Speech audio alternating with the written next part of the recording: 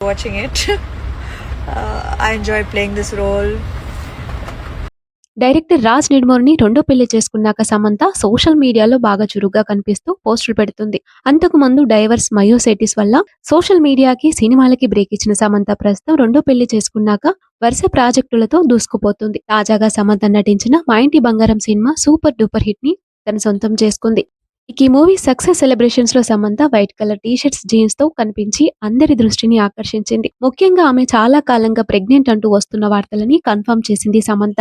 ఆ సెలబ్రేషన్స్ లో సమంత మొదటిసారి బేబీ బంప్ తో కనిపించారు. ఆమె సన్నిహితులు కూడా సమంత రాజ్లకు ఒక ప్రత్యేకమైన సమయం అంటూ వాళ్ళిద్దరూ త్వరలోనే ఒక కొత్త ప్రయాణానికి సిద్ధం అవుతున్నారని కూడా వెల్లడించారు. దీంతో త్వరలోనే సమంత అధికారికంగా తన సోషల్ మీడియా ద్వారా ఈ గుడ్ న్యూస్ ని ప్రకటిస్తుంది అంటూ సమంత ఫ్యాన్స్ ఎంతో ఈగర్ గా వెయిట్ చేస్తున్నారు. గతంలో సమంత పిల్లల గురించి మాట్లాడిన ఒక వీడియో ప్రస్తుతం మరోసారి వైరల్ అవుతుంది. నా బిడ్డే నా ప్రపంచం అవుతుంది.